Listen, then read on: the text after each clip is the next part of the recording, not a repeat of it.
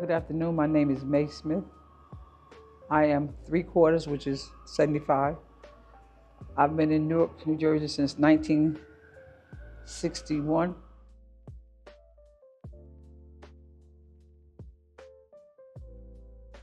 I was at Branchwood Park. And the reason why, it's it has a calmness to it. I can remember sitting by the lions, taking my grandchildren to see the ducks and stuff. So it has like a happy kind of memory. But in the 70s, they used to have a lot of free concerts in the park. So if I'm not mistaken, I think these were famous people and they had free concerts. So it makes it happy. When I drive through the park, I can see the memories of good times, you know. And then, like I said, with my grandchildren, the park is a safe place. It got, if you look at everything, is like this, like life. The birds, everything just goes together. It's a calmness, you know. It's like, then you show the children that the mother duck and the babies, and she's always watching them, even though she's in front, but she'll come back around to bring her babies in with her. So that makes me feel happy. Then you see the squirrels and stuff, and the birds, they coexist.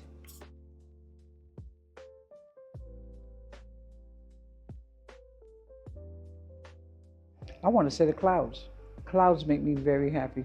I go outside and just look at the sky and you say, wow, it has to be God that's doing all this great things, because on one side it's cloudy, but then on the other side it's clear.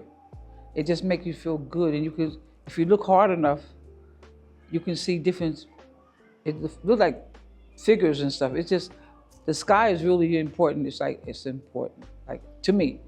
Like a few weeks ago we had the moon, so I watched the moons and stuff like that. These are things that connect me to the earth. I would say my house, my home. I've lived in Newark, I have good memories. It's a sad, happy kind of place, because in 1968, April the 3rd, I was 18. The next day, Dr. King got assassinated on April the 4th. And it was a spring day, and we were just having fun. It was just nice, it was calmness and stuff. So then they said, Dr. King is dead, you know. Then you say, like, wow. And then I was walking up South Orange Avenue, and I was 18. So, you know, the impact was just wow. And I still, like, I go to Fairmount Avenue. I should live 376. That's the back of the Newark Screens, Cityplex movie. So it's like happy. The neighborhood is still there.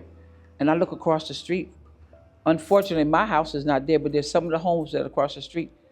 They was back there then. So it's like where I lived at.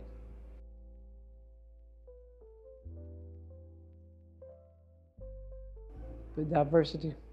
I live on 13th Avenue, and we've always had a diverse neighborhood. We have blacks, we have white, we have Philippines. So the diversity is changed now, because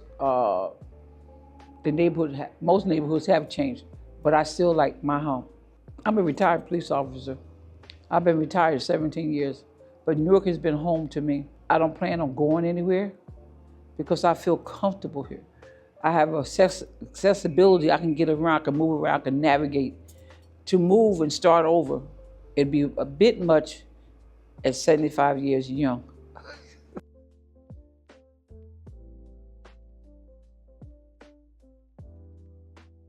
I think we need to appreciate the Newark Museum, the library. At one time, I wish the young people knew how to cursive writing, because it's a biggie with me, because our children can't read manuscripts. I mean, because from 300 years ago, because there's no more cursive. And at one time, Newark Public Library was one of the best in the state. That's how good our library is. We got the museum. There's a lot of different venues that we can take part in, which makes it better for the children. You don't always have to go out and spend a lot of money. Yet, like we got the Branchwood Park, we got the West Side Park, we got Weekway Park. If they would learn to appreciate what you have.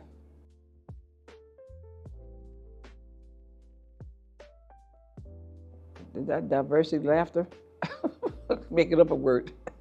I guess diversity. That's the one word. That's what Newark is. Newark is like a melting pot. It really is.